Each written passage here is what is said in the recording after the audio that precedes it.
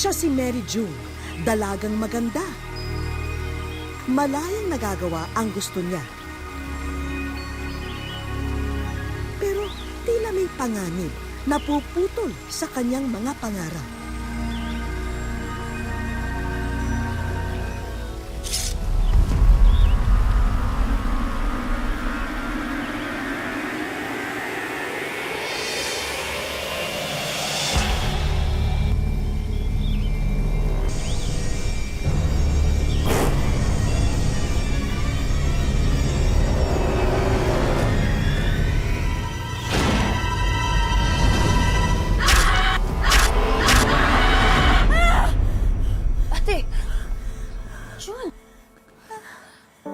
Ate, nananaginip ka lang. Isinilang si Mary June na may kapansanan sa buto o orthopedic disability. Ito rin ang sanhi kung bakit maliit o payat ang kanyang mga bias. Ang tawag dito ay atrophy. Bunso, pasensya ka na. Hindi ka naman nakatulog ng maayos na namin sa akin. Ate, okay lang yun. Basta, promise mo sa akin magpapahinga ka. Babawi ka ng tulog.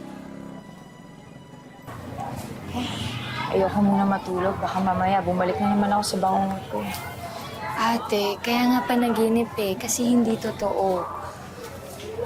Totoo siya. Dahil wala akong kamay at wala din akong paa. Iniisip mo lang yan. Basta, magpapahinga ka. Babawi ka sa tulog, okay po? Sige. Okay, sige.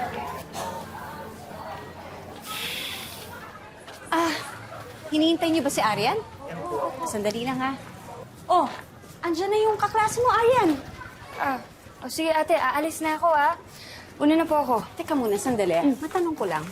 Ba't parang iba yata yung tingin ng lalaki sa'yo, ha? Ba't parang... Ano ba yan? May ibig sabihin ba yan? Ate, wala. Wala pa akong planong ganyan. Ay, naku, huwag kang magsasalita ng tapos. Yan si Ate Minnie mo, ganyan-ganyan din ang sinabi. Tingnan mo yung natapos niya. Bachelor of Arts in Motherhood. Ate, basta ako, marami akong plano sa buhay. At saka may promise ako sa inyo ni ate, di ba? Ate, may usapan na tayo, di ba? Aalagaan ko siya. Ay, naku, promise mo yan, ha? Promise po. O yan, o sige. Ito na muna yung bakod mo, ha? Pasensya ka na dyan. At kulang tayo ngayon. Ox lang yan, ate. Ako nang bahala para magkasya to, okay? Sige, Bye-bye. sige. Bye-bye po. Ingat. Bye-bye po. Ulila na sa magulang, kaya mga kapatid na lang ni Mary June ang kasama at umaalalay sa kanya. Paano raw ipagpapatuloy mangarap kung ang buong buhay mo ay tila isang masamang panaginip? Paano kung isinilang ka na may kapansanan na hindi na raw magagamot? Saan ba tayo huhugot ng lakas ng loob para ipagpatuloy pa ang buhay na isinumpa? Hatid po namin ngayon ang kwento ng isang taong patuloy na kumapit sa kanyang pangarap sa kabila ng kanyang hindi pangkaraniwang kondisyon. Magandang araw po mga kapuso, ako po si Vicky Morales at ito ang Wish Ko Lang.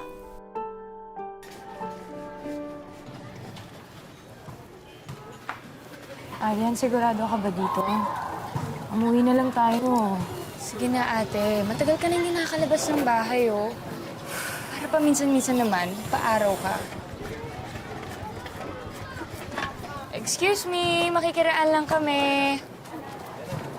Excuse me. Ate, bakit yun yung itsura niya? Parang pakpak ng manok yung kamay niya, no? Bakpak ng manok! Bakpak ng manok! Hoy kayo, magsitigil nga kayo. Susumbong ko kayo sa nanay niyo. Umuwi na nga kayo. Ate! Ate! Ate June! Ate! Tulong! Tulungan niyo kami! Saklolo! Tulungan niyo kami! Tulong! Tulungan niyo kami!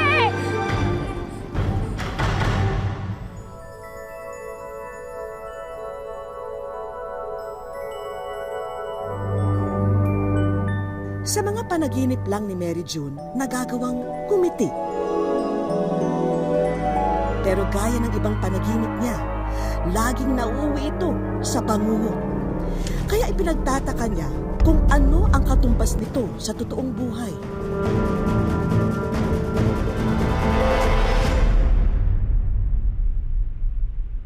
June? gising ka. Nag-aalala kami sa'yo. Ate. Oh, Arian. Tawag ka.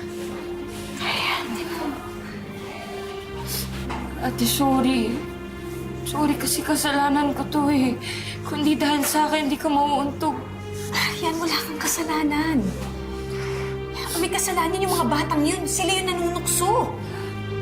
Ako, pag nakita ko yung mga yun.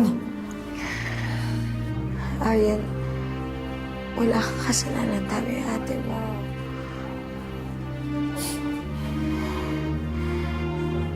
Okay na ako, ha? Huwag ka na malungkot dyan. Tama na yan.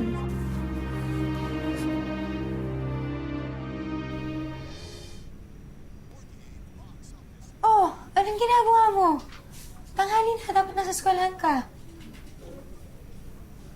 Uy, ano nangyari? May sakit ka ba? Oh, anong nangyari? Pinatigil ko na muna siya sa pag-aaral.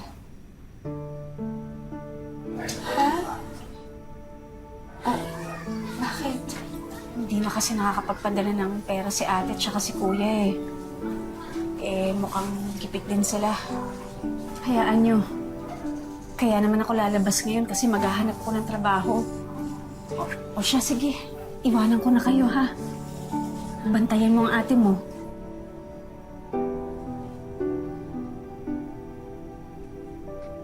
Arian. Sorry, kasalanan ko to. Yan ka na naman, ate. Sinisisi mo na naman yung sarili mo eh. Nagkataon lang na wala napadala sila kuya. Nagipit din sila dun. Gusto ko nga maghanap ng trabaho eh. Kaya lang... wala akong kasama dito.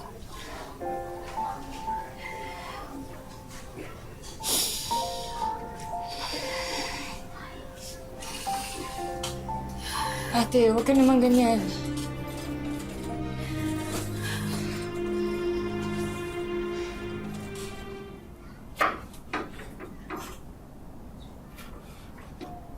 Tulungan na kita dyan, ate. Hindi na, kaya ko na to. Kaya ko naman tumulong eh. June, kaya ko na to. Kaya ko naman tumulong, ate.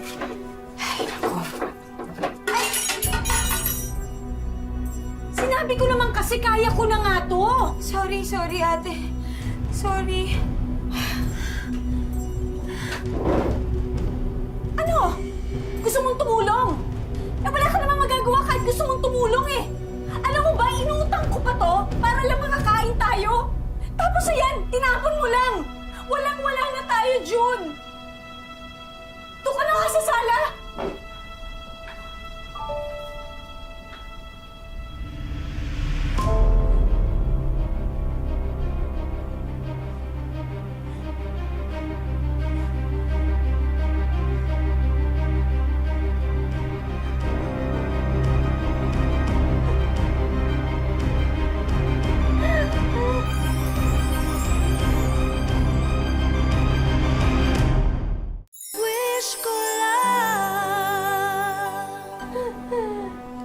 Ate? Ate June, Ate Maribel. Oh. Ano nangyari dito? Oh, Arian. Ba't ngayon ka lang? May magandang balita po ako sa inyo. Naku ate, di ba dapat magkikita lang talaga kami? Pero nakitawag ako sa kanila. Sino tinawagan mo? Si Kuya Jomar po. Si Jomar? O, kumusta na daw sila? Okay naman daw po sila at nakaluwag-luwag na rin daw po sila.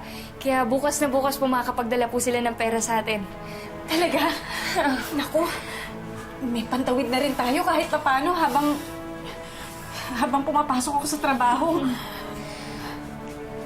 June? June, pasensya ka na. Hindi ko sinasadya. Nagpadala kasi ako sa galit ko eh. I'm sorry. Pasensya ka na din, ate. Sorry, ha. Sorry. Ganito yata talaga pag hirap eh. Dapat pala talaga hindi tayo mawalan ng pag-asa. Sa susunod, hindi na ako magpapadala sa emosyon ko. Pasensya ka na. Pasensya na rin, ate.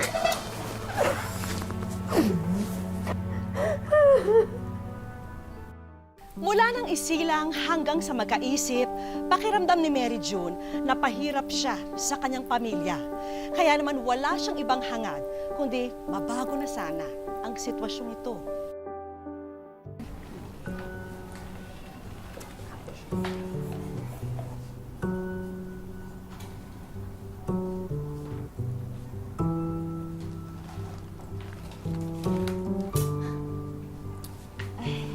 Wow, ate, ang ganda naman ng gawa mo. Galing ah. Wala naman akong ginagawa maghapon, kaya naisipan ko na lang mag-drawing. Ay nako, malay mo balang araw maging hanap buhay mo pa yan. Di bale, sa susunod sweldo ko, ibibili kita ng pintura. Tsaka ano yun, dun sa, ano yun? Canvas. Canvas yun Canvas, natin. sige, yun, tama. Tapos, malay mo, magkaroon ka ng sarili mong studio. Pwede.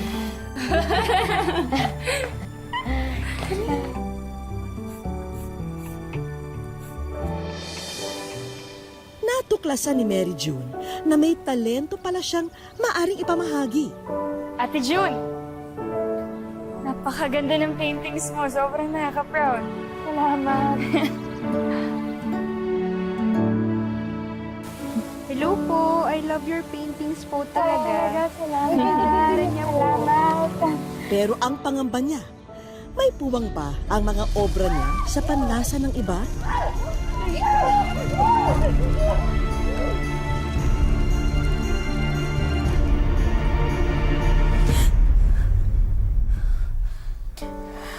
Nananaginip ka na naman.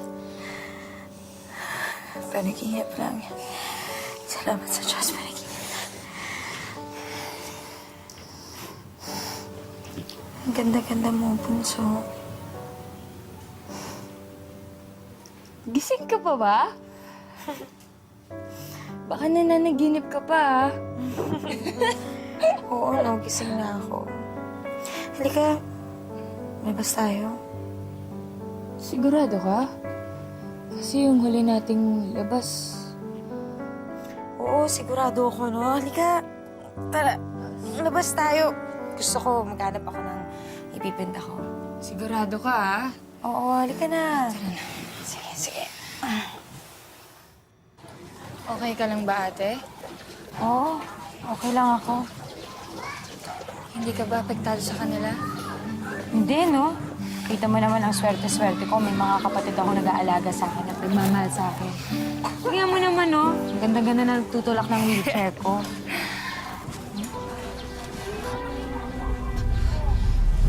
Ano? Ate, Oh, ano nangyayari? Okay ka lang, Aryan? Uy! Tulong! Aryan! Aryan! Aryan! Tulong! Tulong! Kailangan namin ng tulong dito! Aryan! Tulong! Dok, kumusta po yung kapatid ko? Ano po yung kalagayan niya ngayon? I'm very sorry. She has cervical cancer. Ha? Dok, baka naman nagkakamali kayo. Ang bata-bata pa niya para magkaroon ng ganong klaseng sakit. Yeah, we can run a new test. Pero maliit lang ang chance ang mabago ang resulta. Hindi mawari ni Mary June kung bakit ang kapatid niyang si Aryan pa ang nagkasakit ng malubha. Siya pa naman ang laging kasama at umaalalay sa kanya. Gagaling ka.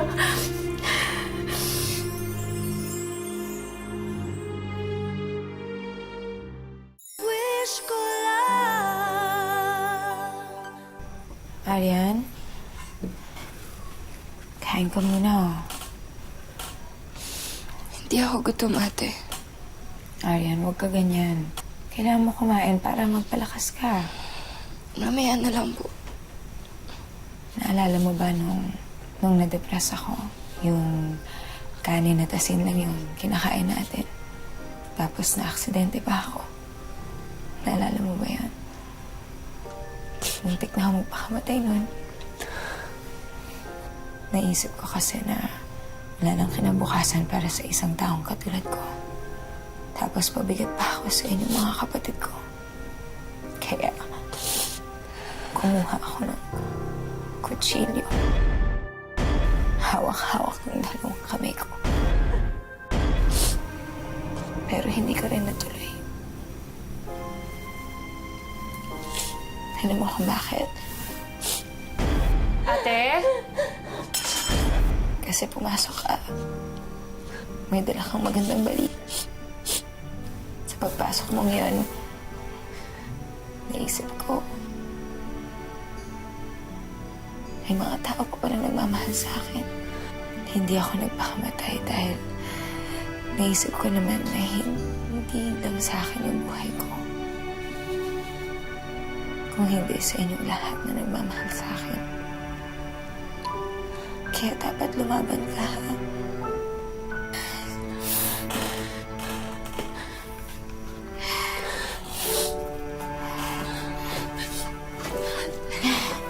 Huwag ka na umiyak.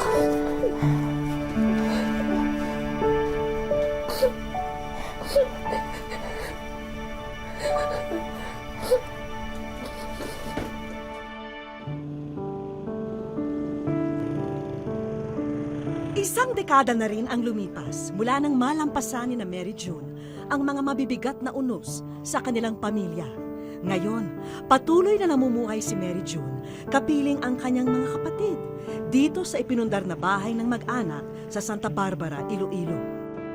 At sa edad na 33 taon, nagpapasalamat siya na kapiling pa niya sila. Kasi marami akong naririnig sa mga tao na ganyan, sa ganitong sitwasyon.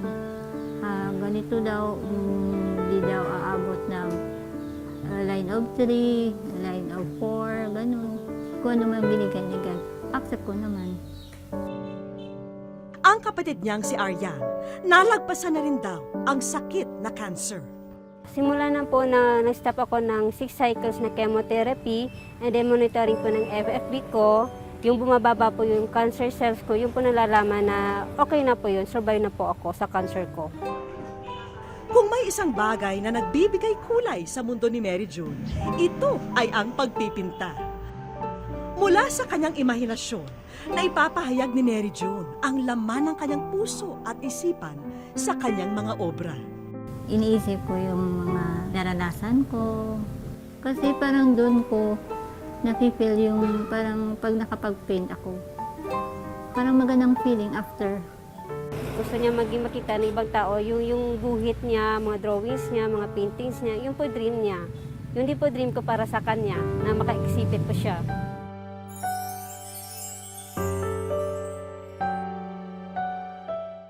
Sa aming pagbabalik.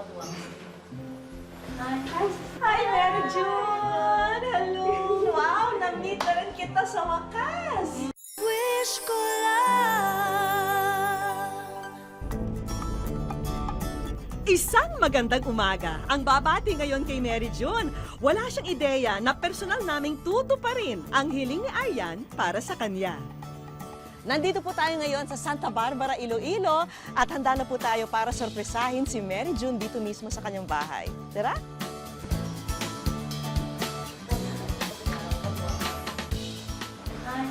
Hi, Mary June! Hello! Wow! Na-meet na rin kita sa wakas! Hawa ako sa'yo. O bakit ka naluluha? Hindi na-expect na merong artista na kaharap ko. Diyos ko, artista, ginawa mo pa akong artista. Ngayon na na-meet na kita ng personal, yung feeling ko talaga, very positive person ka. No? Saan mo kinukuha yun? Kung isipin mo na useless yung life. Oo. Hindi lang ako mahirapan na yung mga kapatid ko din. Kumbaga, kailangan tulungan ko rin yung sarili ko. Meron ka bang mga dreams para kay Mary June? Makapaano po siya, makapag-exhibit po siya ng mga paintings niya. Bakit yun ang gusto mo para sa kanya? Para po makita ng lahat ng mga tao, mga ginagawa niya sa kanyang kahit ganun siya, makita niya ng mga ibang tao na marunong siyang mag-painting sa drawing. Habang tinitignan ko ang mga gawa ni Mary June, lalo akong humanga sa talento niya. Pero isa sa mga gawa niya ang nakatawag pansin sa akin. Ito ano? Ano yan? Naalala ko yung mother ko. Ito. Feeling ko ako yan eh. Gusto mo? So, nag-aakin to? Oo, sa'yo na lang yan. Ay, ganda naman. Ito? Oo, sa'yo na lang. Promise. Sigurado ka? Uy, thank At least makapag meron kang remembrance. Thank you. Thank you. Mwah. Kami rin naman ay may dalang mga regalo para kay Mary June. Wow! Uy, yan ang gusto kong bilhin sana. Wow, thank you so much. Pati mga bagong sketchpad na pupunuin mo pa ng iyong mga likha ay sagot na namin. At ito, para sa iyong masterpiece na gagawin. Alam mo ba kung bakit kailangan mo ng masterpiece? Kasi meron tayong exhibit. Magkakaroon tayo ng exhibit. Really? Saan po? Oo, dito. At may pagkilala rin mula sa samahan ng mga artist na hinahangaan ng ating bida. Guhit Pinas presents the Certificate of Recognition to Mary June Solitana for showing exceptional courage in facing hardships and conquering life through art despite her disability. She's a living proof of the power of art to make a difference in a person's life. Signed, Rodman Papros. Ay, si Sir Rodman. Guhit Pinas. Meron pa akong ibibigay. Kilala mo ba kung ano to? Ano po yan? Ticket yan para sa Guhit Pinas Annual National Convention. Siyempre, sagot na namin ang airfare mo at lodging mo pagdating mo doon. Excited na ako. At ito pa, para sa iyo yan. Galing sa Guhit Pinas. Oh, my dreams. I love this. Yan, meron akong Guhit Pinas. Oo, lahat yan para sa iyo. Sa tulong ng mga kaibigan at kamag-anak ni Mary June, naihanda na ang kauna-unahang solo exhibit ng dalaga. Si Mary June naging emosyonal sa mainit na pagsalubong sa kanya rito. Happy lang po ako. Super. Unexpected. Maraming salamat talaga. Sa GMA 7. At sa wish ko na, pinupal yung wish ko. MJ, maraming salamat sa pinakita mong galing sa pagpinta. Naging inspirasyon ka sa lahat dito sa ating bayan, lalong-lalo na sa mga kababaihan.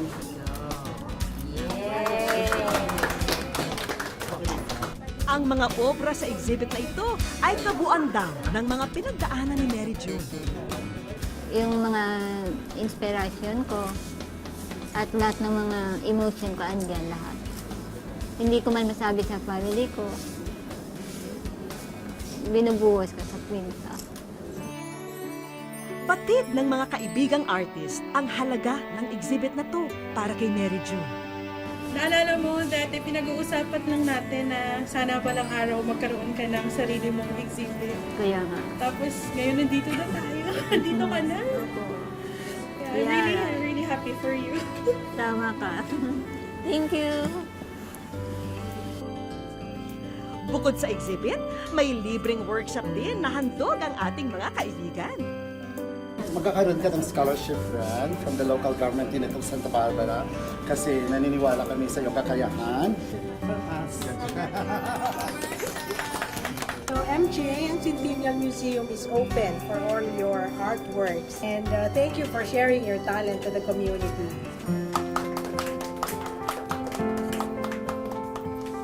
Sa tulong ng kanyang pamilya, mga kapatid at mga kaibigan, lalong napapalago ni Mary June ang kanyang kakayahan at talento. At sa katuparan ng kanyang hiling, hatid din ito'y saya at inspirasyon para sa lahat. Sa kabila ng kanyang kapansanan, inspirasyon ang hatid ni Mary June para sa mga nagmamahal sa kanya. Dahil siya ang patunay na habang may buhay, habang may kakayahan tayong mangarap, hindi dapat tayo sumuko. Hanggang sa muli mga kapuso, ako po si Vicky Morales at ito ang Wish Ko Lang. kang susuko.